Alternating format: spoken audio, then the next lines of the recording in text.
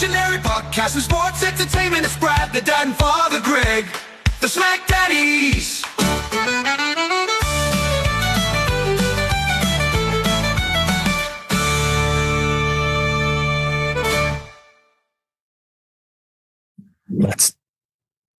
Let us begin. Hello, friends, and welcome to your SmackDown review for The Hub. I am Brad the Dad, and running shotgun with me is not my tag team partner, Greg Father Feltham. The doctors have come in and said that he needs an extended period of rest. He is not as lucky as Cody. He cannot get back in the ring this week. So, filling in for him, I put up the Burkhead single, and out came Sean Burkhead. Well, let me tell you, brother, you raised this single. I'm here now, and I can never confirm or deny that I gave the massive leg drop to one great Fathom, but America. Heck yeah. Are you going to threaten to buy Canada during this podcast? No, not Canada. I'll just buy Nova Scotia. That's all I want to buy, Nova Scotia. You can have Nova Scotia. I don't think the rest of Canada would care. Greg, I already did it once today. Sean, we started, and I had said we have to hit record because we're talking about how we view this very differently because you're watching this on cable television. Network. Yeah, cable television, and I'm watching this on Netflix up here in Canada. So my question to you was, do you get commercials on your Netflix? Yes. So sort of. It looks like we started at the first. I thought as I was fast forwarding, I thought I was getting some weird. I don't even know, Sean. It was the weirdest thing because it kept like I was skipping.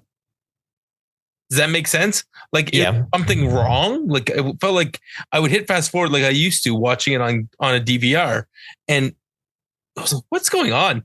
And then when I realized what they were doing was because I started about an hour and a half, 20 minutes behind, they were cutting the commercials out.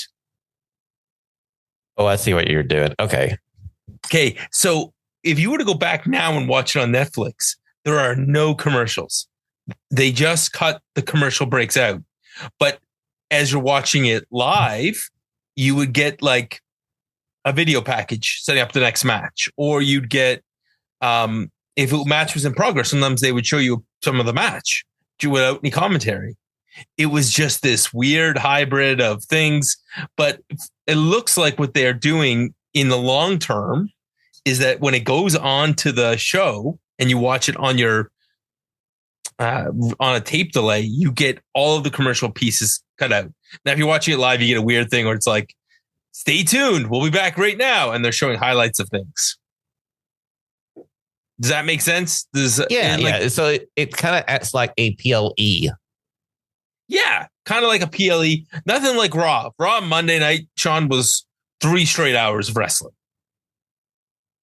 So what we got in Canada was maybe you did there too. So if you're on an ad tier, you got ads. If you're on a non-ad tier, you got like promos and video packages, and it was very PLE-ish. Well, let me tell you, I was on the ad tier this past week for that debut on Netflix for Raw. I'm about to upgrade. So honestly, the only reason we've ever upgraded was we upgraded the first time because we ended up with you can get on the second tier, you can have 2 addresses on one account. So my mother-in-law, as part of her Christmas present, uses Netflix. And I think it was a Jake Paul fight. So I'm watching SmackDown. My wife's in one room watching Jake Paul. My son's trying to watch it in another room and he can't get on, and he's like, "It's something wrong with it." And finally, I get the notification. There are 3 users trying to use a 2-user account. So I just said, screw it. I'll just upgrade now. I know this is only going to be a reoccurring problem once WWE lands on Netflix, because there's always somebody watching Netflix in one room, somebody watching it in another room, and somebody watching it in another room. Which, by the way, if you have most other streaming services, they don't care. As long as you're paying, you can have 4 or 5 users using it. They don't care. So true. So, Sean, I started by saying to you before we hit record, saying this was a pretty good SmackDown, and you went, I was thinking that you were over there in the land of positivity, so I might just be the American version of Greg Felton. I might bring this down just a tad for you. Well, I'm just in a good mood because took a nap and it's Friday. Don't have to work for the next 2 days. Oh, and there's this little thing called we went out for sushi tonight, and we have a tax holiday here in Canada. Oh yeah, I saw that. And you don't have a prime minister at the moment either.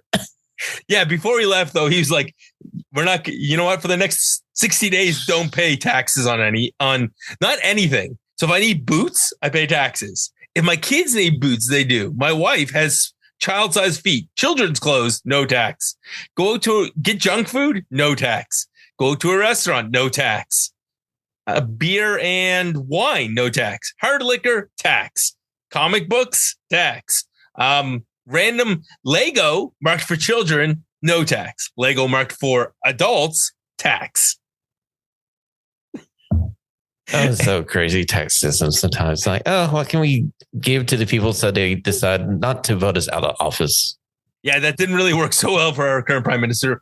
And our parliament is currently prorogued. So we don't elect a separate leader. The leader of the winning party becomes the leader. So in order to choose a new leader of the Liberal Party of Canada, they have prorogued parliament, which is a fancy way of saying they just said, no, we're not going back to work for like 90 days. And the Liberal Party is going to pick a new leader. When we come back in the middle of March, they just basically said, no, we don't want to go to work until March 27th, Sean. Can you imagine? You walk into Walmart, go, you know what, boss? We've worked really hard over Christmas holidays. We're going to prorogue Walmart for the next 90 days. I'll be like, hey, I'll see you after Easter. Have a great 3 months. And they'll be like, sure, hope you find a new job. Yeah, well, that's what they're doing. So, and then, yeah. So, by the way, you are eligible to vote for our next prime minister. Do tell. So, anyone who is over the age of 14 can join the Liberal Party of Canada. It doesn't actually say whether you have to be a citizen of Canada. So you can join the Liberal Party of Canada and cast a vote for the next leader who then, because they're the governing party, becomes the Prime Minister of Canada. No, Brad, I have a better idea. What happened if I became the leader of the Canadian Liberal Party? That would be Greg Felton's worst nightmare ever. We allow people to vote for the leader. We don't allow them to just run in. It's this running joke about, do you know that every Chinese national can become a part of the Liberal Party of Canada? Just put that out there. Don't tell the Russians they can join the Liberal Party of Canada and pick our prime minister. How's I going to win this sucker? I got a plan now. Okay, thanks, Brad. So you're good. Sean is going to take a trip to China and Russia for the next week, and he'll check back with us next week. Yeah, we'll talk about that. In the meantime, we start SmackDown with the Raw broadcast team? ? Brad, we get the replay of everything that happened on Netflix because we needed that. Oh boy! They don't encourage you to watch this show live. In fact, my daughter, we had family supper tonight, and my daughter said, I said, do you want to watch SmackDown? She didn't know I had asked you to come on. She goes, no. She's like, I know how they're going to make the third hour of SmackDown, Dad. They're going to put 1 hour of recaps. That's what it felt like to me. She wasn't lying, Sean. Like, it was pretty darn close to 1 hour of recaps. So yes, recap one was 1 whole hour of SmackDown. Okay, let's go into this. We start with everybody walking through. Sean, do you like these walk through the backs, the setup? Like, here's all the characters that you're going to see tonight. You know, I kind of like it because it gives you more of a real sports feel to the product, and I kind of dig it. And the fact that we saw Paul Heyman walking towards the ring as they're announcing, "Oh, hey, we're kicking off SmackDown with the Wise Man," and we're going, cool. Then we get the whole Raw on Netflix celebration. Did you enjoy Monday? Monday was great. I mean, I still got to watch the last hour of it, but The 2 hours I saw before I fell asleep was awesome, and I'm totally for it. And like I said, I'm going to upgrade my Netflix so I don't have to go for commercials.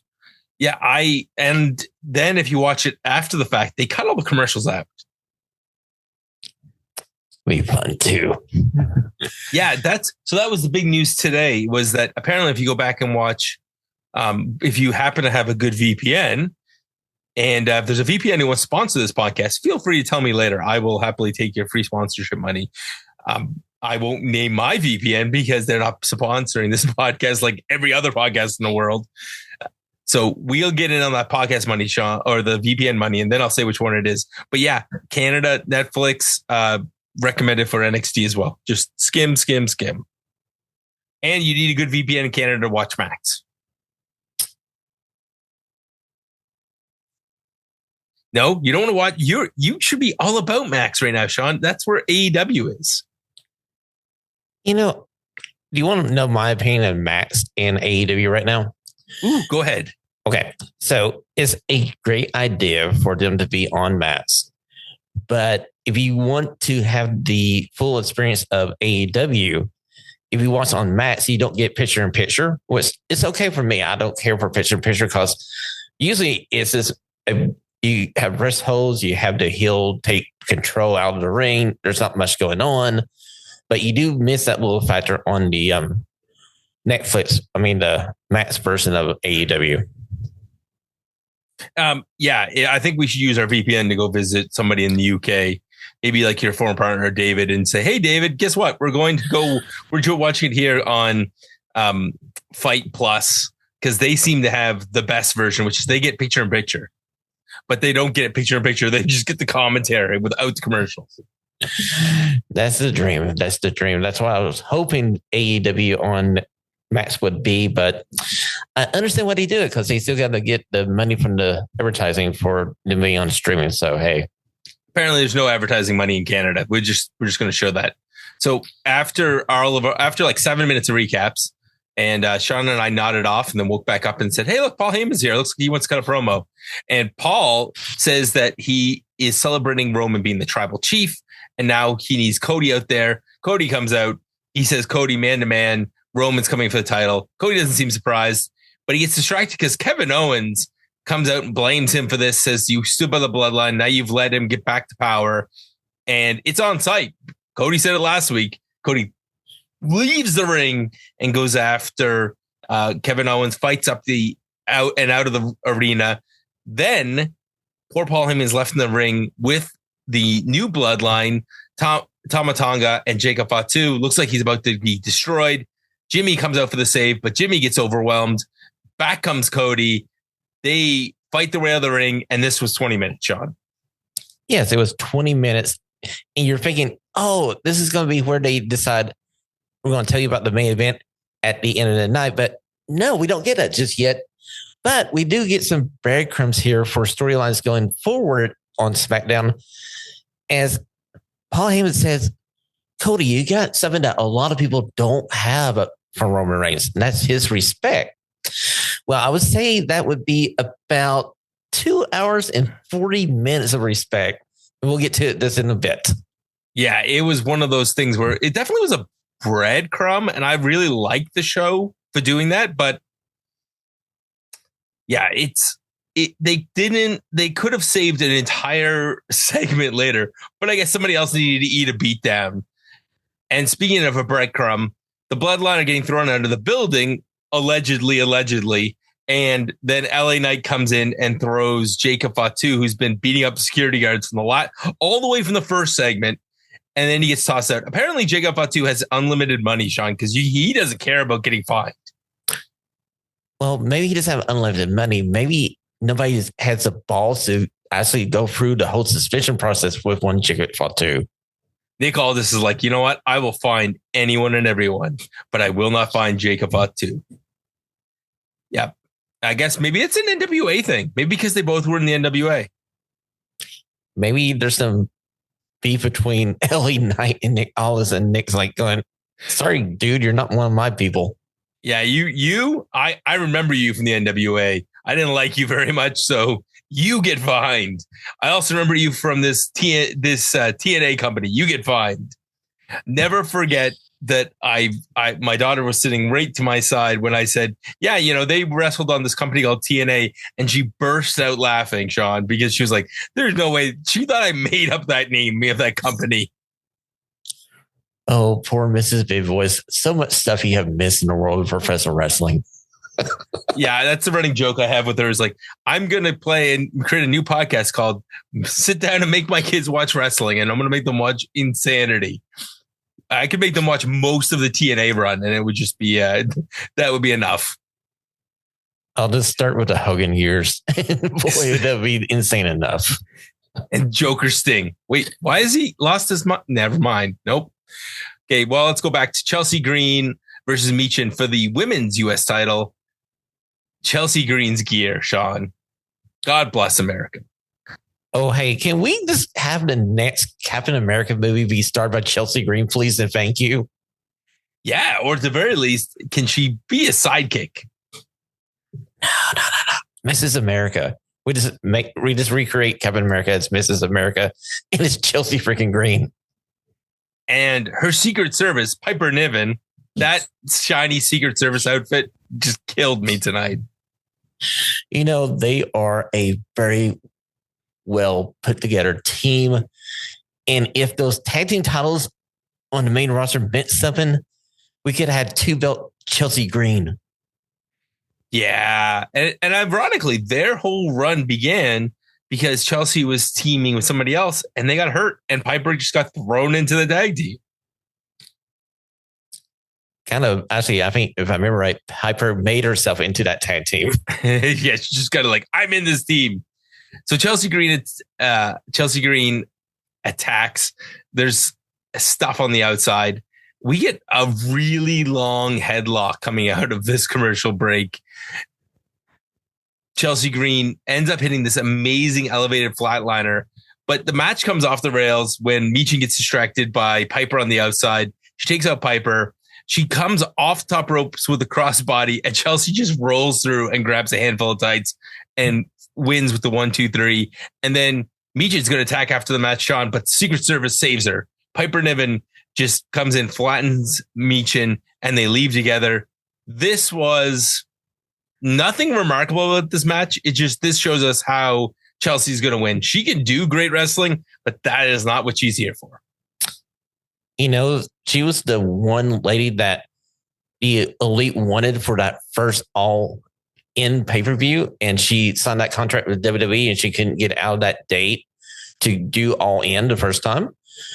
And a lot of people don't know that Chelsea is a freaking good wrestler, but she's also one of the best comedy wrestlers ever. Yeah, she might be she's married to Matt Cardona, and I think she's the better wrestler of that family. Well, he definitely outkicked its coverage. Let's just say it now. He outkicked its coverage. Yep. Imported the best of Canada down to Long Island, New York. And yeah, she got American citizenship. So I think it worked out for everybody involved. But I got to say, Brad, if Chelsea needs a secondary finisher, that kind of package DDT flatliner that you were talking about should be her secondary finisher because it looked pretty dang good. It could be her primary finisher. It's that good. The flipping unpretty her from the top rope, though, like this is the first week in like 4 that they haven't shown that replayed here from when she won the title the first time. Maybe they're saving all the flipping for somebody else on the show. Maybe, just maybe. Good teaser. All right. Recap 2. I cannot believe that the Motor City Machine Guns DIY Pretty Deadly nonsense. I sat through that twice. And apparently these teams are all fighting in the back. Add in A-Town Down Under. And we're going to get 2 sets of tag team matches. Sean, this is what happens when you get 3 hours. You get 2 tag team matches, not 1. And unfortunately for the Motor City Machine Guns, I think they have slid down into the purgatory of mid-card tag team feuds in action. I just think the tag division is super deep. And yeah, I mean, if we get more matches like Lost Garza versus Pretty Deadly, I will take 2 tag matches a week. Oh, let's just get to that match, and I'll tell you what I didn't like about that match. So Angel and so the Garzas, Angel and Berto start doing like they are really showing off their lucha style. It's pretty much all Angel and Berto until there's like a weird blind tag and a hangman's neck breaker before the commercial break. Berto gets beat down. Angel gets tagged in.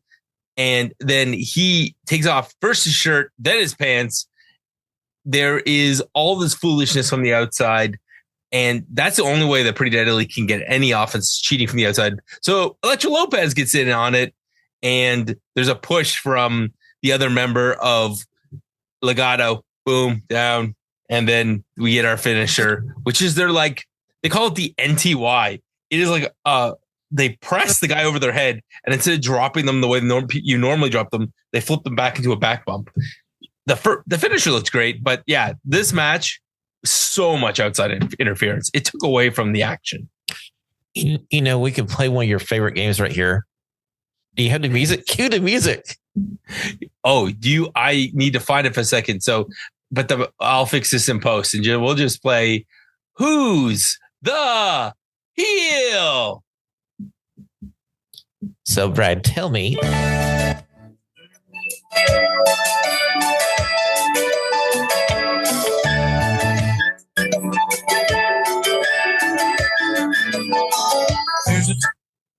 Okay, Brad. So, me coming into this match, I'm seeing Pretty Deadly. I'm thinking they're the heels. So that makes Garza and his partner the faces. But the finish of this match is the face team cheating to win.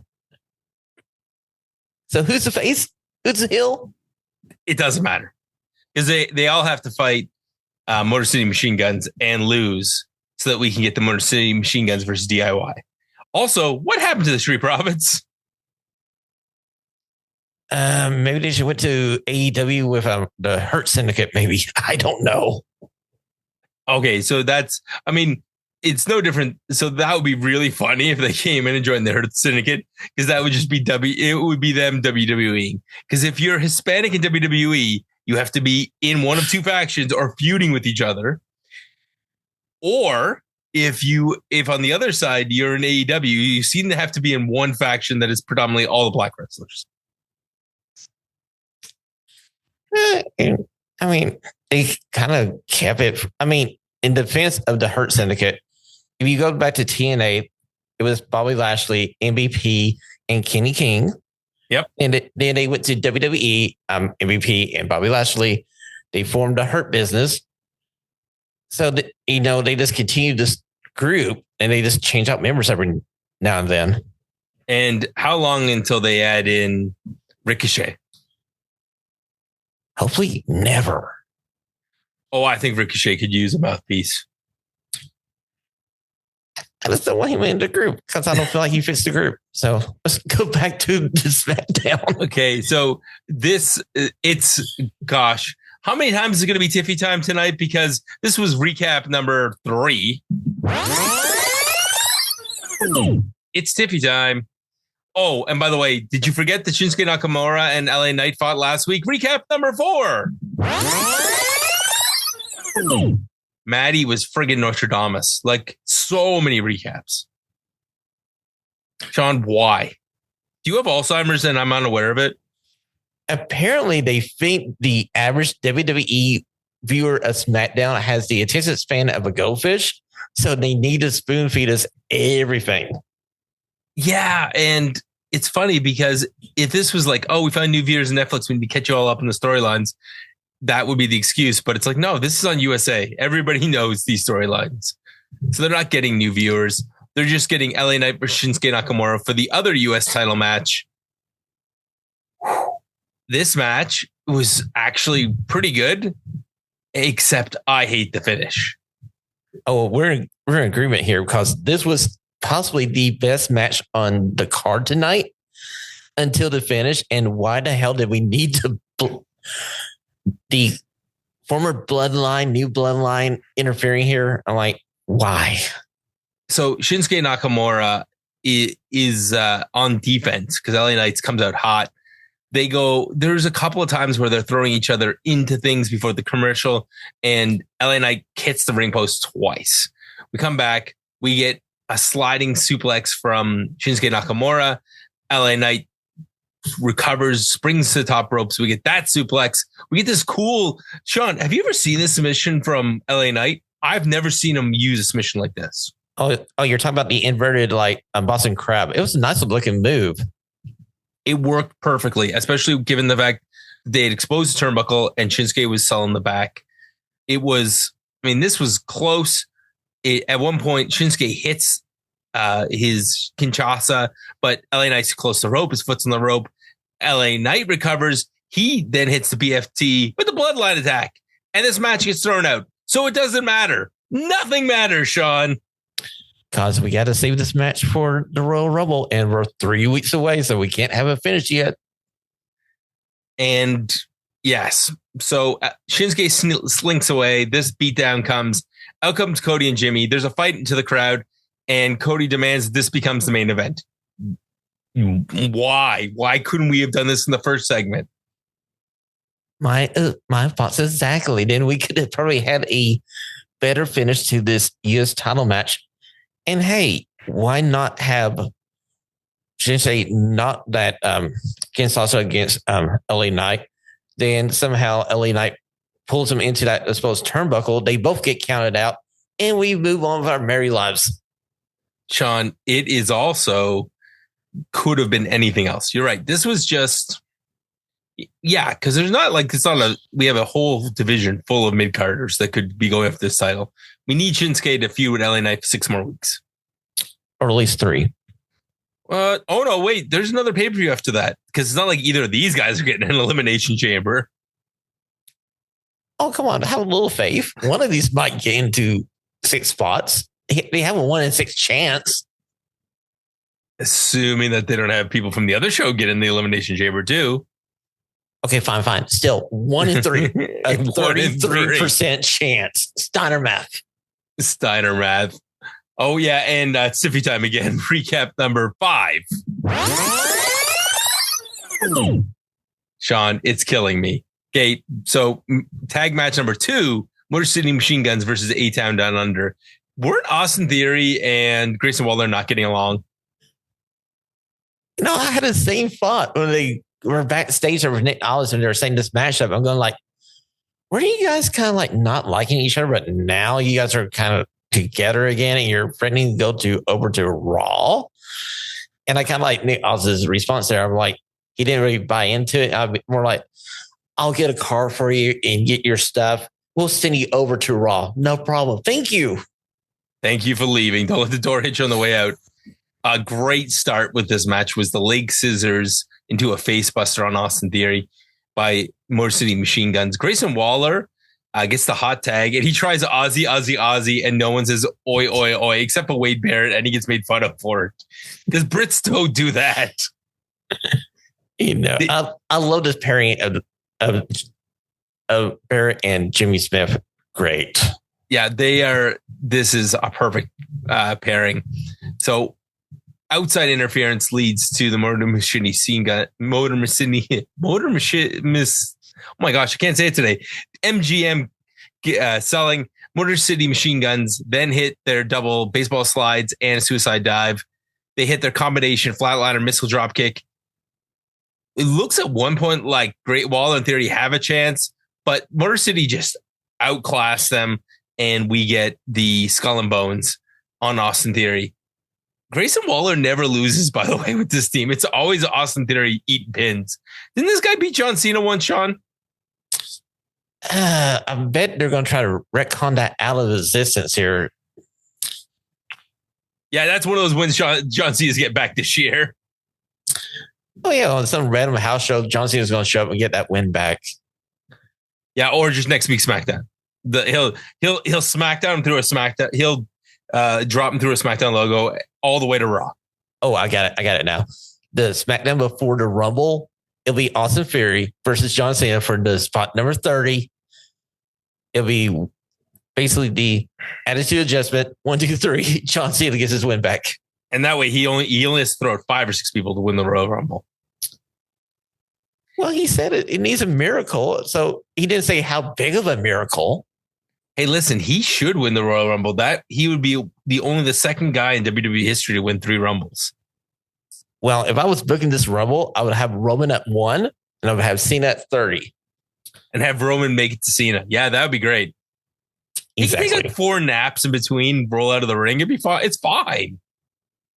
Oh, come on. The Tribal Chief has advanced so much in his career. I'm sure he can handle 35 to 40 minutes before Mr. Hustlety, Woolity, and Respect rocks down to the ring.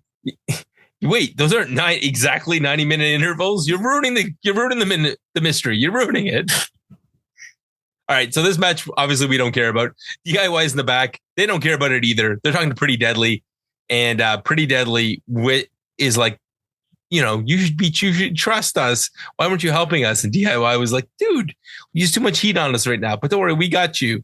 And they can't even say their names right.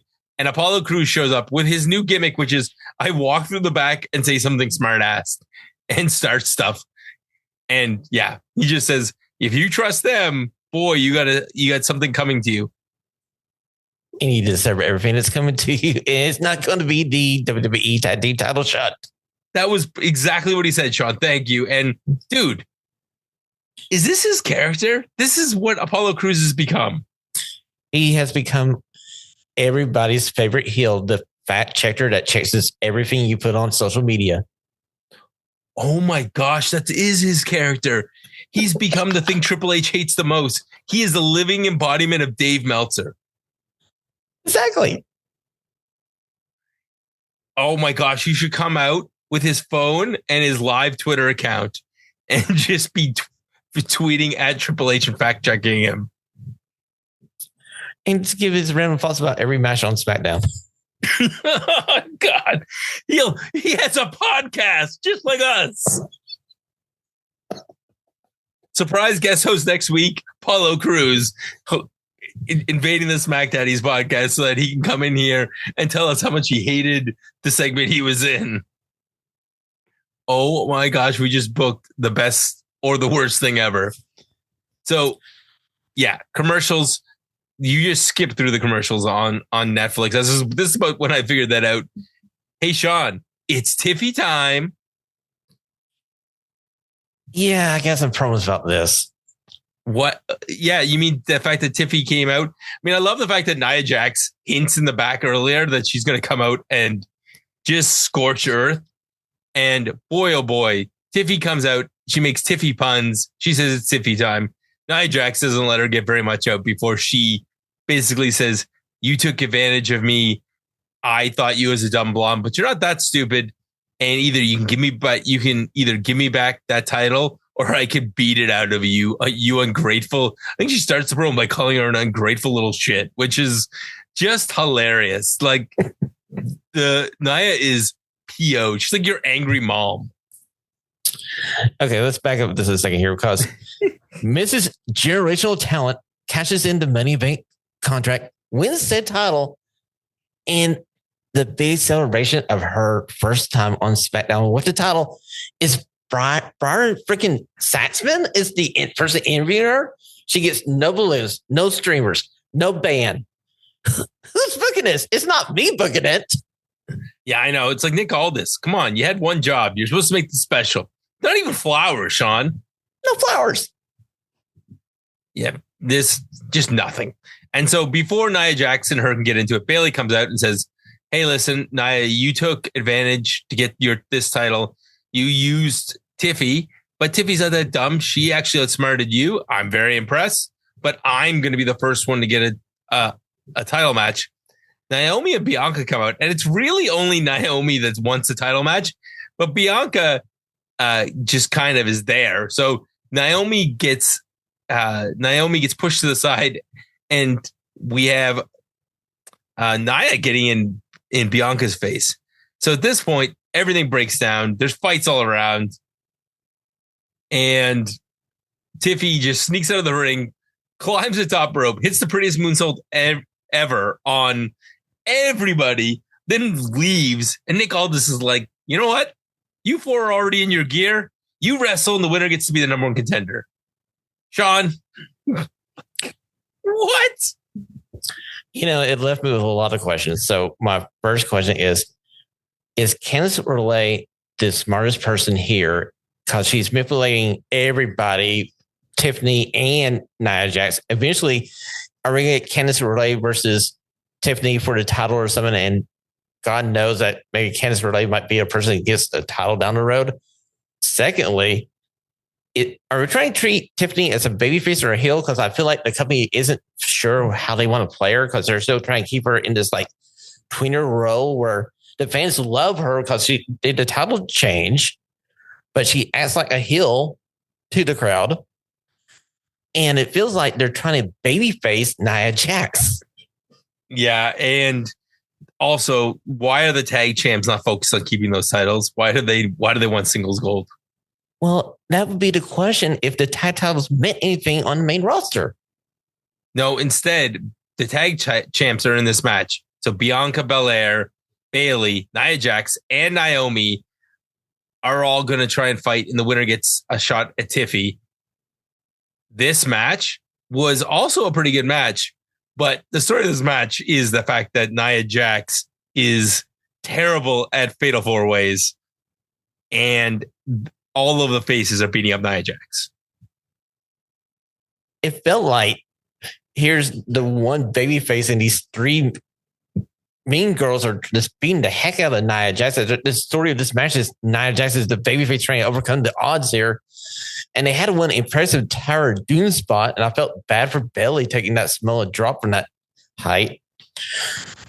Oh, and just they even say it in the match, Nia Jax never won a Fatal 4-Way because everybody gangs up on her. And that's exactly what happened. There was several spots in this match where Nia Jax got taken out to the outside, and then two of the faces wrestled, which was to the benefit of the match. But then Nia would come in and do big, the big guy spots, the big power spots. The interesting part was when Candice came down, and at one point she's grabbing the braid of Bianca Belair, and it accidentally hits Naomi across the midsection. That was a little bit of a teasing because until then they really weren't hitting each other, and they tried to not have any contact. A couple of times when they could have gone at each other, they took dives to the outside. But eventually we are just left with Nia. So Nia Jax and Bianca are on the outside. Bianca dives on Nia, and that takes them out, which leaves Bayley left in the ring, and she hits the rose plant on Naomi for the win. And the number one contender is Bayley. Sean, is this simply because somebody has to put over Tiffy, and Bayley will definitely get the best match out of Tiffy? I do believe so. I feel like they want to save Tiffany versus Bianca Belair for later. So they're looking around, who else can we use here? And Bayley's the perfect person to do this because this loss coming up next week on SmackDown. Spoilers, your title match is next week. Oh, yeah. Don't worry, Sean. That's the next segment. Bayley's in the back and she just says, hey, I get a title match. Well, great. It should be a great match, though. I'm looking forward to it. And yeah, they'll have a great match because they have good chemistry. And also because Bayley, it doesn't hurt Bayley because I don't think she's long for the show. I think she's Raw bound. She could be Raw bound. I mean, wait a minute. You remember this transfer portal thing they were talking about? Has anybody really moved? Besides the announced team? The announced teams have moved. The ring announcers have moved. And the monster among men, Braun Strowman, has moved from Raw to SmackDown. Okay, fine. They did one person. Okay, fine. I'm sorry. I apologize. The only reason I remember that is because Cody and Jim are in the back getting ready for the match. And Mello gets in Jimmy's face saying, hey, man, I'll let last week slide. But you better be careful. You'll get got by the new bloodline or by someone like me, the way I took care of the monster among men. And it's like, you're really talking about how you got rid of the monster among men. And yeah, he's going to be back soon. And Carmelo Hayes is the biggest geek ever. And that was, oh, by the way, your number one draft pick on SmackDown. Yeah, can he go through a portal? He needs to. If anybody is grateful that Tripp Williams lost his NXT title, it is Carmelo Hayes. Boy, oh boy, does Carmelo need Tripp and him back together like last week. Or, Trick can come up to SmackDown and beat Carmelo and go on his merry way and keep this losing streak of Carmelo going. Right to AEW because he's about the right height for AEW. Fair point. Fair point. So wildfires, thoughts and prayers are with the people of California. Just unbelievable. Like watching that. Yeah, it's a very tragic and sad event. So like you said, thoughts and prayers to everybody out there. And this leads us to like the 55th recap. Not getting even bothering with sound effect. Next week, Greg, here's what you're coming back to. Tiffy versus Bayley, Motor City Machine Guns versus Las Garza, and Solo versus Hearns. 3 hours and 45 recaps. SmackDown. Greg, if you want to stay away another week, I could probably come back for another Tiffany match. So hit me up maybe to say. Yeah, Sean's like, I have volunteered to be on Tiffy duty, but you have to watch the whole show, Sean, not just the Tiffany Stratton match. I would watch the whole show. I mean, I ain't going to do anything else this Friday night for any good reason. I mean, Tiffany's on TV, so why not? Oh, yeah, that's going to be a great match. And now what was not a great match was Jimmy Uso and Cody Rhodes versus Tama Tonga and Jacob Fatu. Oh, this is a classic third era Raw. Somewhere in the mid 2010s that you're going, oh my God, why is this match on here? Oh, I know, because we need to fluff this show out so we have 3 hours for USA Network. There was like 4 minutes of action. Then we get a commercial. We come back from the commercial. We have Jimmy selling. Cody gets the hot tag. Disaster kick. Dive to the outside. Cody juking and driving like he's his dad on Tama Tonga. Finally, he even cuts off Jacob Fatu by hitting him with a spinning dragon screw to the leg. Elevated DDT by Tama doesn't slow Cody down for very long. Cody cutter. They get a power and glory spot after a hot tag from Jacob or from Cody and Jimmy Uso. But of course, Cody has Jimmy as the legal man, and Kevin Owens comes out, which means Cody can't do anything but run up and leave the poor Jimmy by himself. And the new Bloodline take over. Impaler DDT on Jimmy by Jacob Fatu, and then Jacob Fatu hits his amazing moonsault. They're not technically the Bloodline anymore, but they can't stop winning. Why aren't these guys the tag champs? Well, that's a good question. The other question is, Cody, why did you not want to win this match? You could have won this match, then chased Kevin Owens up to the back and fight through the back and back out. And, oh, by the way, go through 2 convenient tables set up there. And onto the concrete. Yeah, it was just, and they were just fighting through. It's like, aren't they having a ladder match, not a Falls Count Anywhere match? True. So true. Surprised there wasn't a ladder there so they could climb up and follow that. And where's Kevin Owens' Winged Eagle title? I thought the whole point of this was I got to see the Winged Eagle title. Yeah, because he was defending it on house shows during the holiday season. And you would think that this is going to be a classic ladder match where you have 2 titles up there and you have to get both titles to be champion. But apparently Kevin Owens doesn't really care about that Winged Eagle title. He just cares about being right and beating Cody. Being right and beating Cody. Sean, sometimes if I've learned anything from 20 years of happy marriage, sometimes being right doesn't help. Does not help at all. Sometimes you admit your defeat. So no, sometimes even if you are right, you just need to take your licks and say, it's fine. Yep. Also, true. I'm very brave when I know my wife's not listening to my podcast. So, Sean, let's take this home. Let's do a synopsis. This is your SmackDown synopsis. And your SmackDown synopsis tonight is brought to you by The Hub, where you can check out all kinds of great shows and podcasts, including the Raw Dogs. You can check out Jimmy and Donnie doing our main show, which also airs live here in Canada on TSN Radio. Plus, you can hear NXT reviews and all kinds of things. Pretty much everything, except if you want some AEW stuff, in which case you have to go listen to Sean's shows. And I'll let you plug at the end after you cut the crap out of this show, because I can sense it coming. Sean, let's see if I can break Grade's record for cutting stuff out of this show. Okay, so basic rules: keep it, cut it, or speed it up with a superstar special. What do you want to do with the Paul Heyman, Cody Rhodes, Bloodline, blah, blah, blah for 20 minutes?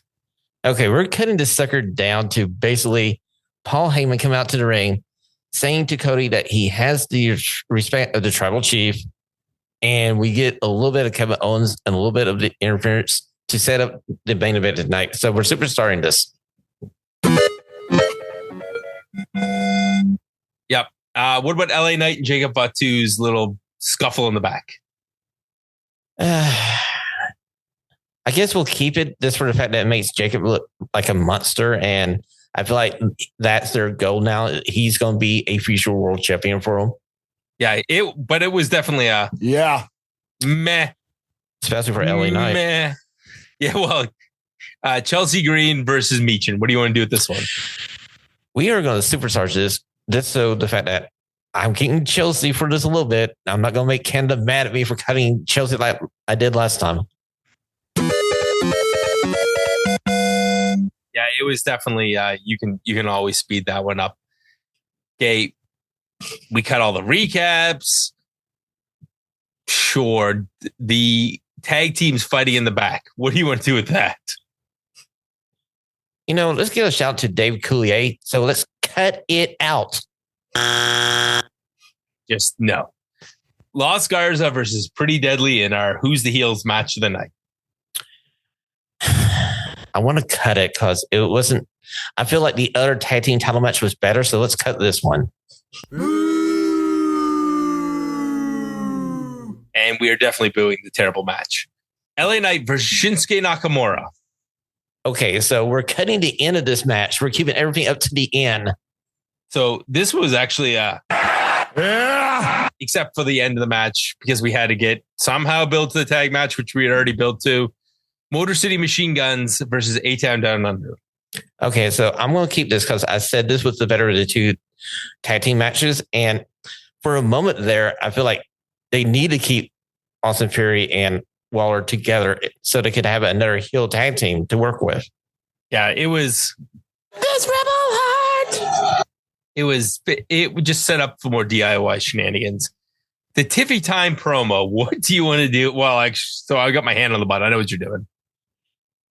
Okay, so I'm torn because it was such a disservice to the generational talent that is Tiffany Stratton, but we're keeping it. Yes. It's Tiffy time. You have to keep it.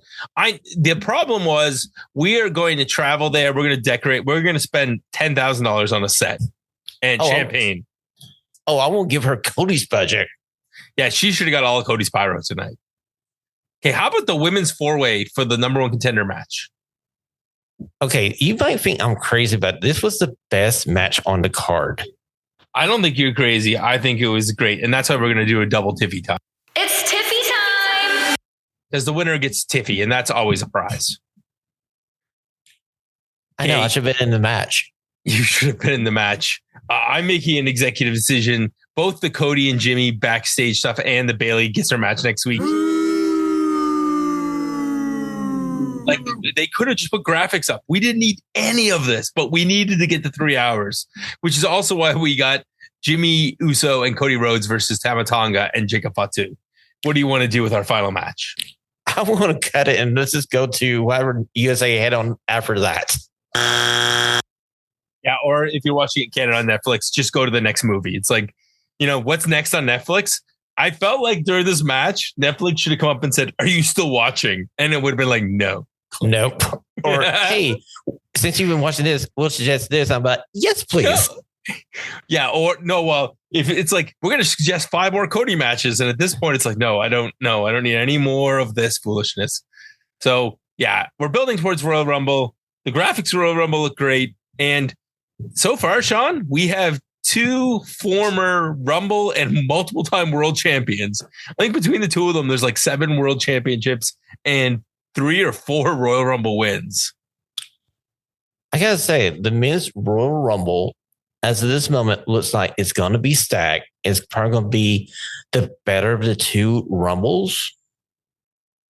Oh, it can't. It's going to be the better Rumble because there's no, like, you could go in about 12. Like right now, the first two guys in, you could see both of them winning. You could add Punk in, you could see him winning. You could add either Uso brother, and I could actually see them winning. Like, you can have Seth Rollins in there too, for the fact. And he could win. You could have someone like way out of left field, like The Rock, come in and he could win. I mean, even someone like LA Knight is not that far down the card that you couldn't see him winning, even though he's going to lose to Nakamura. But there are multiple champions. I mean, AJ Styles could come in and win. Like they're long shots, but boy, oh boy, there's like, I'd say 10 good contenders and 5 super serious contenders for this year's Rumble. I agree with you, but I still think there's probably 2 that are the most likely. Which are? Mr. Hustler, Royalty, and Respect, yep, and your Tribal Chief. Oh, I would say, you know what? I'd put Punk as the third because I think Punk's due. Well, okay. So I'm thinking for WrestleMania, we're going to get Seth Rollins versus CM Punk, no title needed. It looks like we're going to get Roman versus Cody 3 or 4. And I got a feeling that we're going to somehow flip this where Roman's the face and Cody's going to be a heel after this match. And does that leave John Cena versus Gunther? Oh, yeah. Let's go with that. So I can have Mr. Hustler, Royalty, and Respect beat the guy I hate to death. Yes, please. And have nothing left of his chest when he's done. Gunther would chop him in the next week. Did you see the clip yet? Okay, we'll end with this. Did you see the clip where Gunther goes to use the steel chair on the dummy and he doesn't hit him that hard? So he just drops the chair and chops the thing, the dummy, and it actually does more his chop does more damage than his steel chair attack.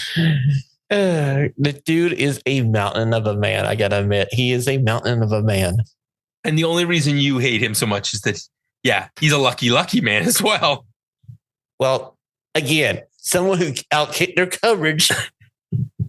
If we're gonna say Zack Ryder / Matt Cardona outkicked his coverage, like he outkicked the stadium. Like that was he kicked it out of the stadium into the water next door. Yeah, I gotta say, if you don't know who Gunther's married to, it's Jenny. She used to be on NXT UK. She retired due to injury. Just Google Jenny NXT. You understand why this is a The question is, was it an in-match injury or was it Gunther caused injury?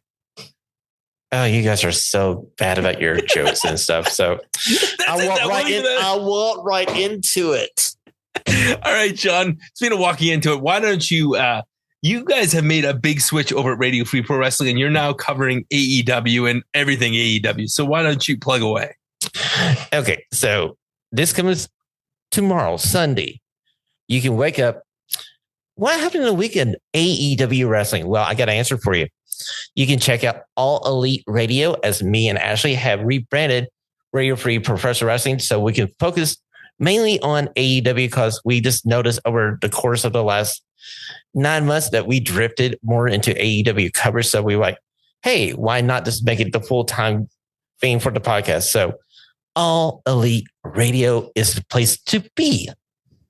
Ooh, and we'll have coverage of both your Dynamites and your Collisions and all of your AEW PLEs, which is great because Sean, you're doing God's work by covering the 9-hour marathons. Well, I knew I was going to sign up for something crazy, and I was like, why not? It's 2025, new year, new me, new podcast. Why not? And you can check out all of the things over here on the hub.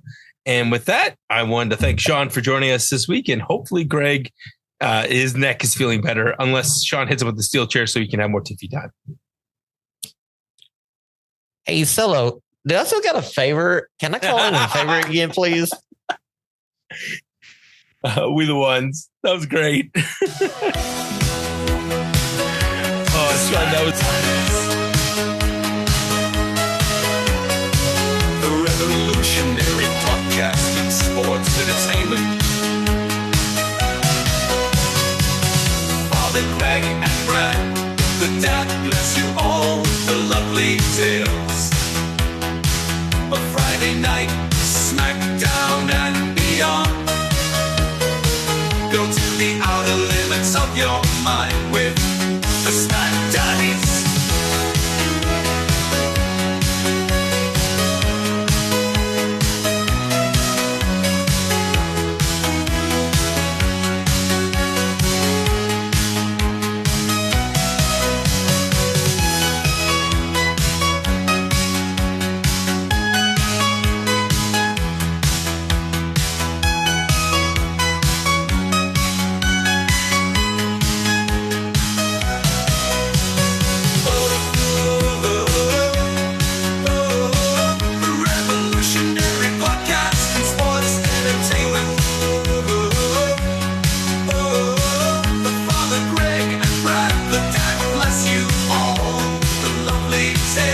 Friday night SmackDown and beyond. Go to the outer limits of your mind with the SmackDaddies.